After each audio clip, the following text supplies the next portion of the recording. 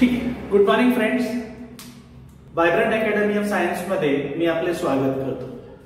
तर आज आपण पाहणार आहे केमिस्ट्रीचा पुढचा पार्ट की जो मोस्ट इम्पॉर्टंट पार्ट मध्ये धरला जातो स्टेट्स ऑफ मॅटर मध्ये, आणि तो आहे आयडियल गॅस.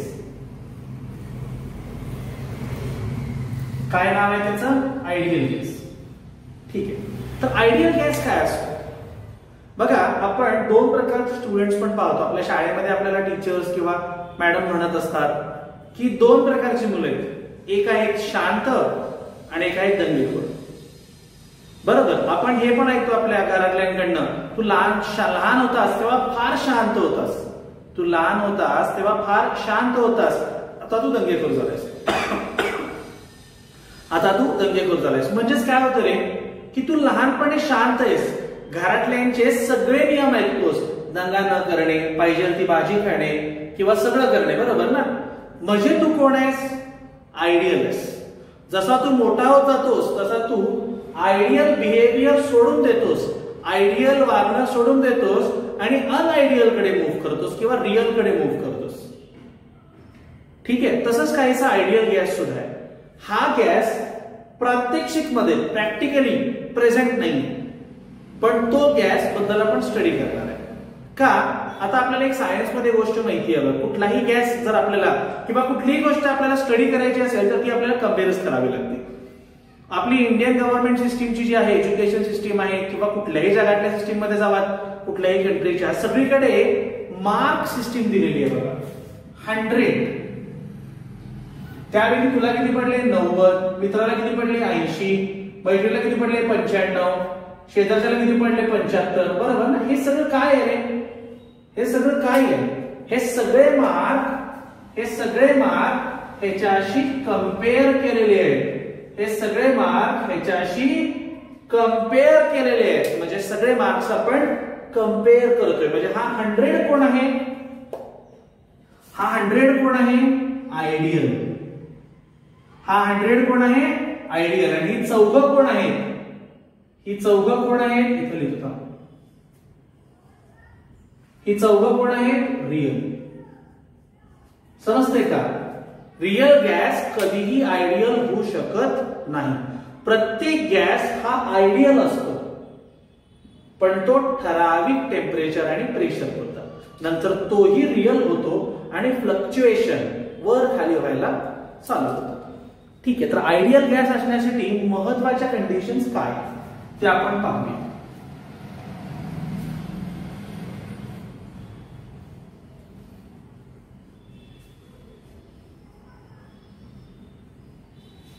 बर, मी इथे लिहितो, हे ब्ल्यू पेन लिहितोय.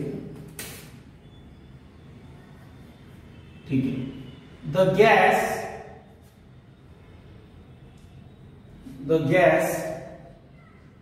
which obeys, the gas which obeys काय काय बघा. First, Boyle's law. Second, Charles law. Third, Avogadro law.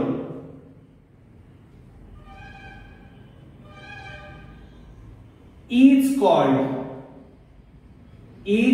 called ideal gas. फक्त इथे एक चेंज काय असेल? The gas which obeys Boyle's law, Charles law, Avogadro's law for all temperature, pressure, variation.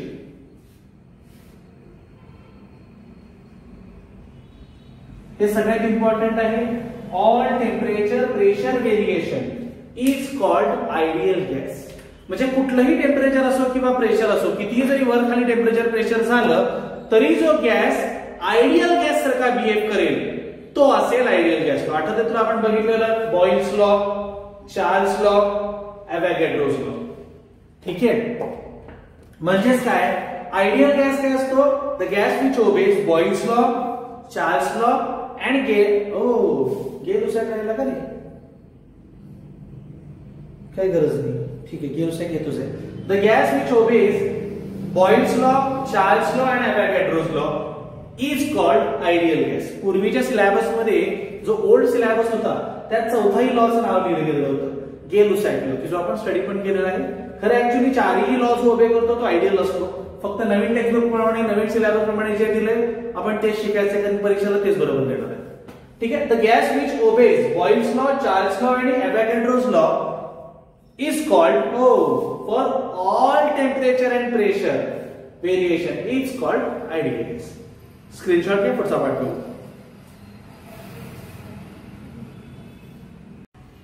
ठीक आहे. आता आपण डेरिवेशन बघूया आयडियल गॅस.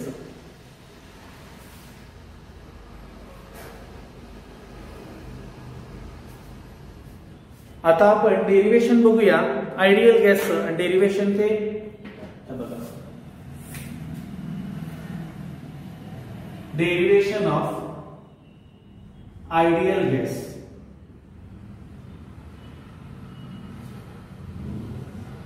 ठीक आहे, स्टार्ट कुठनं करूया.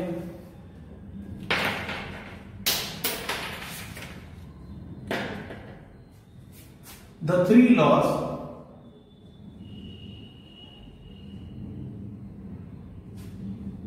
Boyle's law. Boyle's law काय बघा, असं नको रे.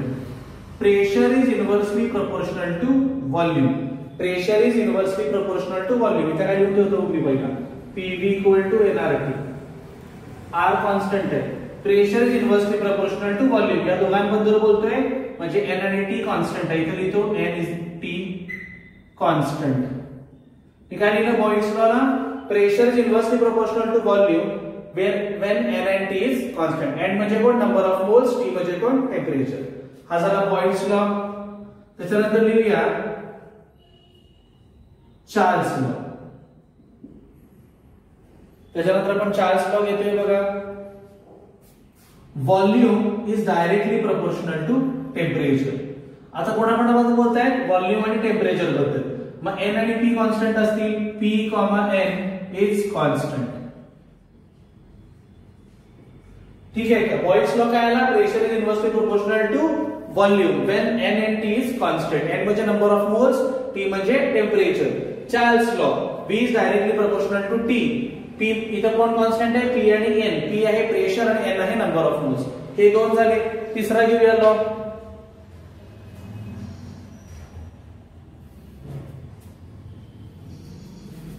तिसरा लॉ आहे बघ, इथे जरा बोल लिहितो. V is directly proportional to N. Constant कोण असेल, तिसऱ्या लॉचं नाव काय रे, Avogadro law.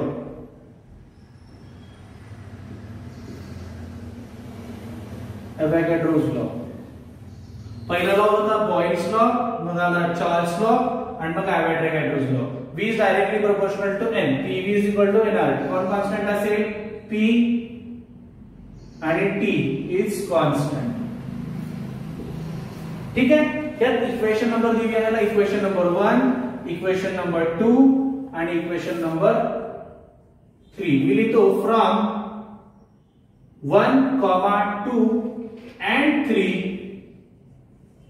From 1, 2 and 3, PV is equal to NRT. PV is equal to NRT. आता ही इक्वेशन आणायच्या आधी मी काय लिहितो बघा, PV डायरेक्ट लिहितो चालते. PV is equal to NRT. आणि ही इक्वेशन कशाची आहे, आयडियल गॅस इक्वेशन. आता यात कोण कोण काय काय आहे हे पण द्यायला पाहिजे. P कोण आहे, वेगळ्या पैकी लिहूया. तिसरा एक P अजून तर कुठे गेला कलर तो. यात P कोण आहे, प्रेशर. V कोण आहे, व्हॉल्यूम. N कोण आहे, नंबर ऑफ मोल्स. R कोण आहे, गॅस कॉन्स्टंट. आणि T कोण आहे, टेम्परेचर. टी कोण आहे टेम्परेचर. मी कसं फाइंड आउट केलं लक्षात द्या जरा. मी काय म्हणतो the 3 laws Boyle's law P is inversely proportional to V, N and T constant. Charles law V is directly proportional to T म्हणजे volume is directly proportional to temperature P and N constant. Avogadro's law scale आहे तो नाही. Avogadro's law V is directly proportional to N, P and T is constant. From 1 to 3 PV is equal to nRT. PV is equal to nRT. म्हण मागं PV is equal to nRT. PV is equal to nRT. PV is equal to nRT. त्यात P कोण आहे pressure, V कोण आहे volume, N कोण आहे number of moles, R कोण आहे गॅस कॉन्स्टंट, T कोण आहे टेम्परेचर. आणि हीच वर्ल्ड फेमस इक्वेशन आहे आयडियल गॅस इक्वेशनची. ही वर्ल्ड फेमस इक्वेशन आहे आयडियल गॅस इक्वेशनची. स्क्रीनशॉट घे.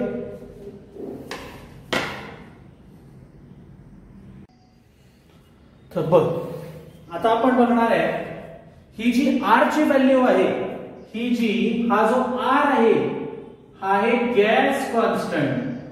याची व्हॅल्यू वेगवेगळ्या सिस्टीम ऑफ युनिट्स मध्ये आपण बघणार आहे. कुठे बघणार आहे वेगवेगळ्या सिस्टीम ऑफ युनिट्स मध्ये आपण R ची व्हॅल्यू बघणार आहे. SI वगैरे म्हणतो आपण जे CGS SI अशा सिस्टीम मध्ये बघणार आहे.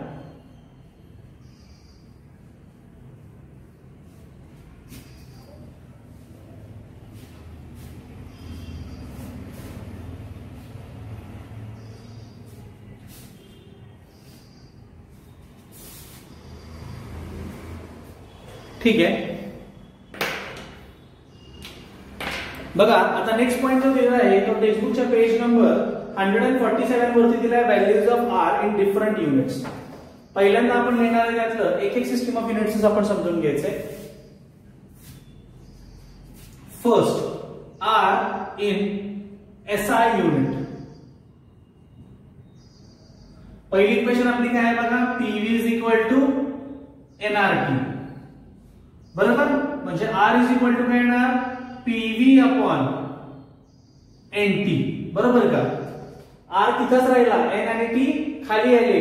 R is equal to PV upon NT. आता मी लिहितो R is equal to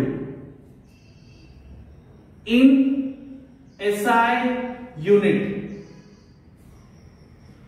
R is equal to in SI unit. इथे लिहितो बघा आता कॅल्क्युलेशन. पेन चेंज करतो लिहित नाही प्रॉपर. ठीक आहे बघा आता व्हॅल्यूज काय दिलेत पी ची.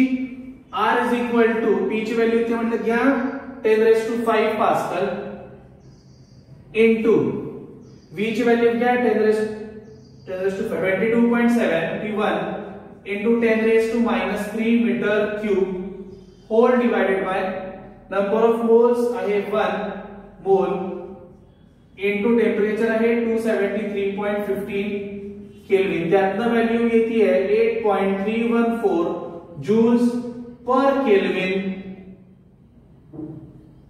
किंवा असं लिहिण्यापेक्षा जूल्स पर के मोठा सायंटिस्टचं नाव आहे जूल्स पर केल्विन पर मोल. ही R ची व्हॅल्यू आहे पण ही R ची व्हॅल्यू कधी आहे एसआय सिस्टीम मध्ये आहे. ही R ची व्हॅल्यू कुठे दिली आहे त्यांनी एसआय सिस्टीम मध्ये दिलेली आहे बघा. आता हे तुम्हाला एक्झामला पडू शकतं का तर 99.99% पडणार नाही. हे आपल्याला कॅल्क्युलेशन साठी लागतं. म्हणजे जर आपल्याला प्रॉब्लेम आपण सोडवणार आहे पुढे गेल्यावर ते प्रॉब्लेम सोडवताना सगळे एसआय युनिट मध्ये असेल तर तेव्हा R ची व्हॅल्यू किती घ्यायची 8.314 घ्यायची. ठीक आहे स्क्रीनशॉट घ्या. तर ठीक आहे आता आपण नेक्स्ट बघणार आहे R ची आपण मगाशी बघितली व्हॅल्यू एसआय युनिट मध्ये काय आली 8.314 आली. ठीक आहे किती आली 8.314 जूल पर केल्विन पर मोल आली.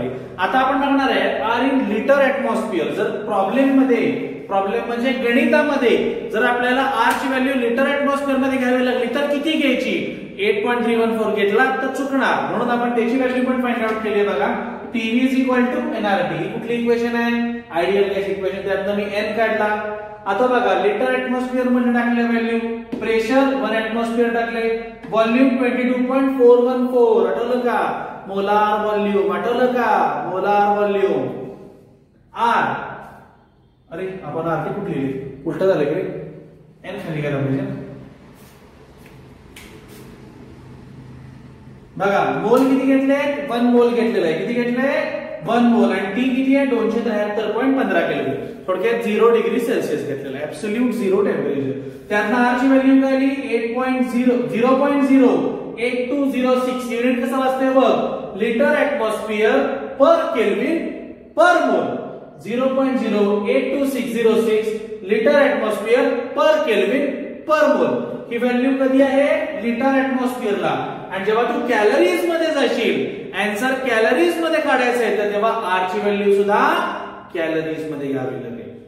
आणि ठीक आहे बघ, आपल्याला कन्व्हर्जन माहिती आहे, 1 calorie is equal to 4184 joule. 4.184 joule. 4.184 joule. त्याचं मी काढलं बघ, मगाशी आपण व्हॅल्यू काढलेली जूल्स मध्ये 8.314 अपॉन 4.184 किती आली, 2 कॅलरी पर केल्विन पर मोल. ठीक आहे. आणि पहिली किती होती मगाची, इथं मी पण लिहून टाकतो, आर इन जूल किंवा आर इन एसआय युनिट्स लिहितो sir. R in SI units किती होतं, R is equal to 8.314 joule per kelvin per mole. ठीक आहे, ही तिसरी व्हॅल्यू. आता याला आपण म्हणतो, या लेक्चरचा वॉल नंबर 1. हे तुम्हाला होमवर्क म्हणून ड्रॉ करायचंय. क्वेश्चन मध्ये जरी द्यायचं राहिलं तरी हे होमवर्क म्हणून ड्रॉ करा. या झाल्या आरच्या 3 व्हॅल्यूज. म्हणजे PV is equal to NRT equation आपण डिराइव्ह केली, त्या इक्वेशन मध्ये या आरच्या 3 व्हॅल्यूज झाल्या. म्हणजेच काय म्हणतो बघा मी आता इथे, मी म्हणतो आयडियल गॅस इक्वेशन.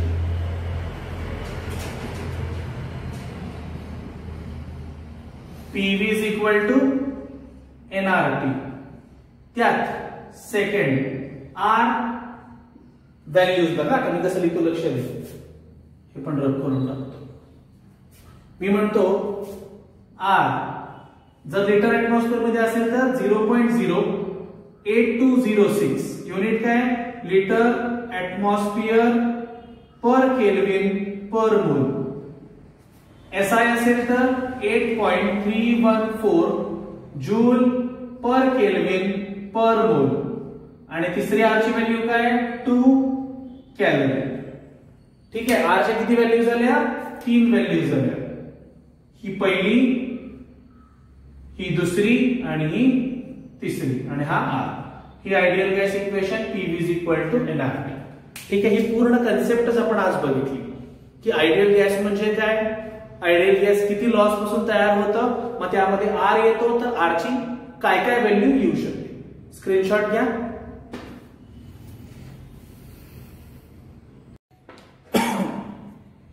तर नेक्स्ट आपण बघणार आहे एक्सप्रेशन बघणार आहे आपण एक वेगळं.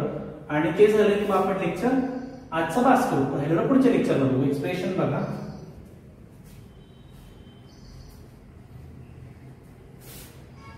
मी काय म्हणतो लक्ष द्या. एक्सप्रेशन फॉर मोलार मास. माझ्याकडे आयडियल गॅस इक्वेशन आहे, त्यातनं मी फाइंड आउट करणार आहे. मी लिहितो let P is equal to pressure of gas बरोबर, V is equal to volume of gas, N is equal to number of moles, R is equal to gas constant. समजते का मी काय दिले, P is equal to pressure of gas, V is equal to volume of gas, N is equal to number of moles आणि R is equal to gas constant. परत T is equal to temperature. हे सगळ्यात मी लिहून ठेवायचं in kelvin. ह्याच्या बाबतीत घोळ आहे म्हणून मी हे क्लिअर केलेलं आहे की टेम्परेचर कसं मेजर केलं गेलंय इन केल्विन. तर पलीकडे बघा बाय किंवा we know PV is equal to NRT. मी काय लिहिलं बघा, we know PV is equal to NRT. मला मोलार मास काढायचा आहे. काय काढायचं आहे, मोलार मास काढायचा आहे मला. मग मी लिहितो पहिल्यांदा एन साइडला घेतो. Therefore N is equal to PV upon RT. एन तिथंच ठेवला, आरटी खाली घेतलं. एन तिथंच ठेवला, आरटी खाली घेतलं. एन तिथंच ठेवला, आरटी खाली घेतलं. मग आलं काय बघा, N is equal to PV upon RT. But N is equal to number of moles is equal to mass in gram upon काय असते, मोलार मास. डोक्यात आणि काय ट्यूब पेटली का, मोलार मास काढायचा आहे, लिखाय तो molar mass. Number of moles is equal to mass in gram upon molar mass. आणि मोलार मास इथे आहे, आपण पुढे साइन काय देतो बघा, छोटा m अपॉन मोठा m. मग मी ही व्हॅल्यू सबस्टिट्यूट करतो n मध्ये. देयरफॉर m अपॉन m, मोठा m मोलार मास, छोटा m काय mass in gram, is equal to PV upon RT. समजलं काय केलं मी पहिला काय लिहिलं, PV is equal to nRT, n is equal to काय PV अपॉन RT. हे कसं आलं, n तिथंच ठेवलं, RT खाली घेतलं. बट म्हणजे n कोण आहे, number of moles, mass in gram upon molar mass, छोटा m अपॉन मोठा m टाकलं बघ. आता मोठा m काढायचा आहे, मोठा m जाऊ दे वरती किंवा आहे असं उलट करतो सगळं. m upon m is equal to RT upon PV. ठीक आहे. आता कसं काढणार आपण, m काढायचा आहे मोठा, म्हणजे capital M is equal to छोटा m into RT upon P into V. म्हणजे कॅपिटल M कोण आहे, मोलार मास आपण फाइंड आउट केला. मी लिहून टाकतो इथे सुद्धा, capital M is equal to molar mass आणि small m is equal to mass in gram. ठीक आहे. हे झालं बघ expression for molar mass. Question काय येणार, derive an expression for molar mass. Derive an expression, derive म्हणजे काढा, derive an expression for molar mass using ideal gas equation. Using ideal gas equation. मग त्यातनं मी हे डिराइव्ह केलं. तर धन्यवाद. आजच्या आजसाठी आपण इथेच थांबूया. आपल्या चॅनलला लाईक करा, सबस्क्राईब करा आणि मॅक्स टू मॅक्स शेअर करा. धन्यवाद.